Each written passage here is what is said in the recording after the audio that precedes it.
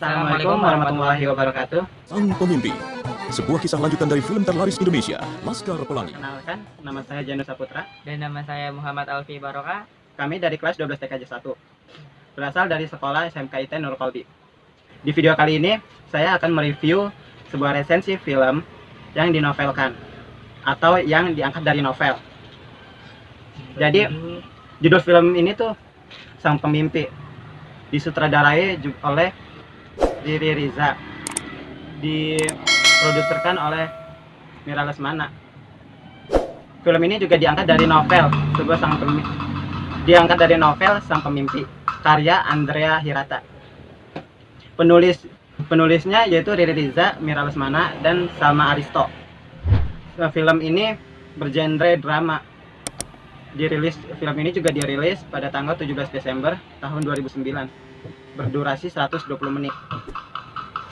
Dan juga di film ini tuh ada pemerannya, Yaitu nama tokoh atau pemerannya Fikri Setiawan sebagai Ikal remaja, dan Randy Ahmad sebagai Arai remaja, dan Nazwil Fitrianto sebagai Jimbron remaja, dan Nugi sebagai Julian Balia, dan Landung Simatupang sebagai Pak Mustar.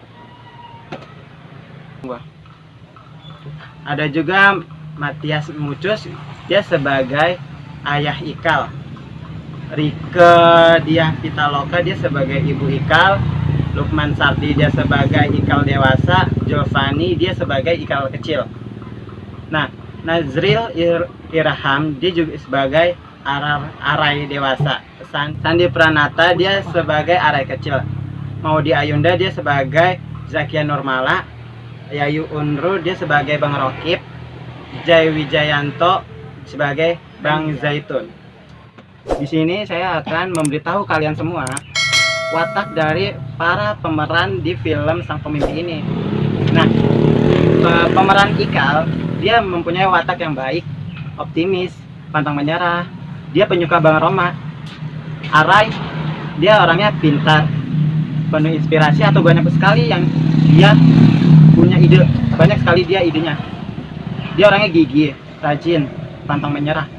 Jimbron, orangnya polos, setiap bicara dia gagap. Dia baik, sangat antusias pada kuda. Nah, Julian, dia orangnya baik, bijaksana, dan pintar. Pak Mustar, dia itu orangnya galak, pemarah, dan berjiwa keras. Nah, ayah Ikal, dia orangnya pendiam, sabar, bijaksana, dan penyayang. Ibu Ikal, dia baik, penuh kasih sayang, dan Bang Rokib, dia pelaut Melayu. Zakia Nurmala, dia orangnya baik hati, cantik, gadis Melayu, pintar. Sedangkan Bang Zaitun itu orangnya nyentrik, inspirasi, dan suka gombal. Dan alur filmnya itu alur gabungan, yaitu alur maju dan mundur. Alur maju menceritakan di mana saat Ikal, Arai, dan Jimbroy dari sejak kecil sampai mereka dewasa.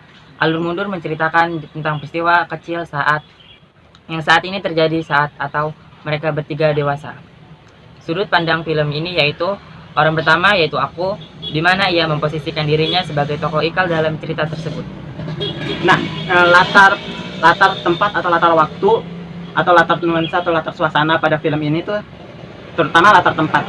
Di film ini tuh dia melakukan syuting atau melakukan pengambilan film itu di Pulau Magai Balitong, Los Pasar, Dermaga Pelabuhan Magai, bioskop, sekolah SMA Negeri, Terminal Bogor, dan Pulau Kalimantan.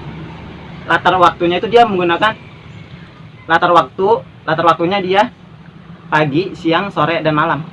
Latar nuansanya dia lebih condong ke Melayu dan gejolak remaja yang diselimuti dengan impian-impian yang tangguh loh. Latar suasananya juga dia kadang menegangkan, haru, sedih, lucu, bahagia, takut, sampai senang. Gaya bahasa pada film ini tuh yang pertama bahasa perbandingan.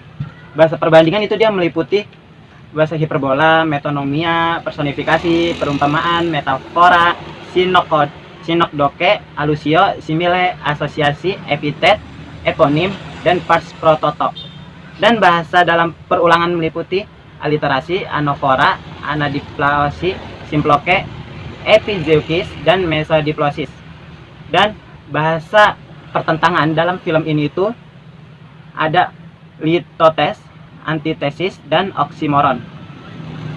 penegasan. Bahasa penegasan dalam film ini itu meliputi repetisi dan epifora. Untuk film Sang Pemimpi ini juga dia gaya bahasa yang paling dominan dipakai dalam Sang Pemimpi ini yaitu bahasa personifikasi. Pesan moral dan amanat dalam film Sang Pemimpi adalah jangan berhenti bermimpi walau dalam keterbatasan dan tutupi keterbatasan itu dengan usaha dan optimis. Pesan moral yang dapat diambil adalah kita harus untuk saling menjaga kerukunan dan harus juga saling menghormati antar suku dan beragama. Berusahalah untuk mengubah nasib karena nasib tidak akan berubah dengan sendirinya.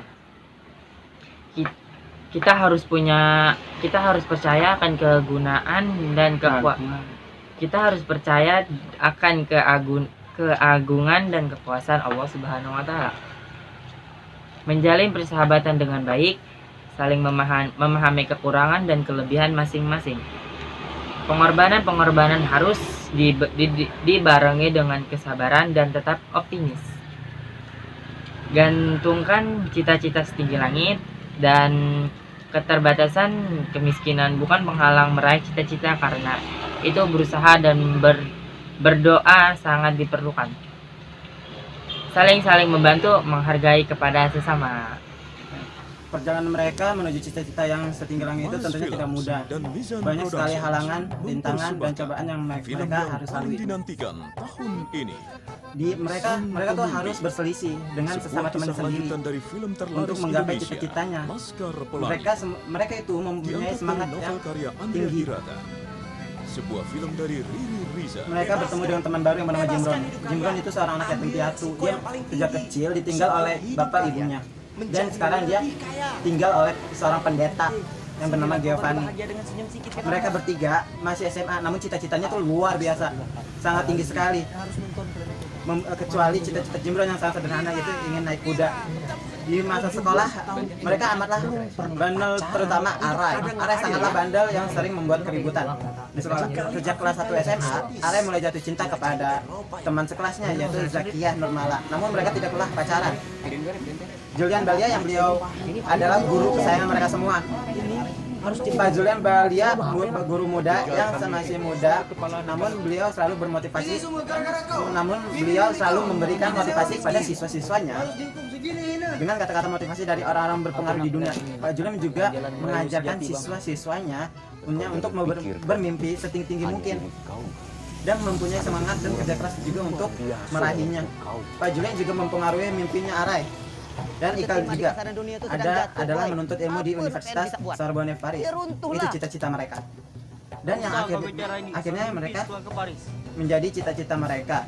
Semenjak mereka mempunyai mimpi untuk kuliah di Eropa, mereka belajar dengan sangat tekun dan dibarengi dengan kerja keras untuk mengumpul uang buat biaya hidup. Mereka setelah lulus SMA nanti mereka sangat gigih, pokoknya mereka tuh sangat gigih, sangat semangat, pokoknya sangat berjuang keras untuk meraih cita-citanya mereka itu loh. Itu mereka mulai semangat lagi untuk mengejar cita-cita mereka dan mulai bekerja keras lagi. Namun Arai pada saat itu dia bekerja lebih keras dari yang lain lagi karena ia ingin mewujudkan impian Jimron, yaitu Jimron ingin menunggang kuda dan menunjukkannya pada gadis pujaan hatinya. Namun yang kuliah hanyalah Arai dan Ikal aja. Dan kemudian setelah lulus dari S1 mereka tidak mendapatkan pekerjaan yang sesuai harapan mereka, yang dapat membayar mereka dengan gaji yang sangat tinggi. Kan pekerjaan yang tidak tetap dengan gaji yang sangat rendah. Sekian, terima kasih. Wassalamualaikum warahmatullahi wabarakatuh.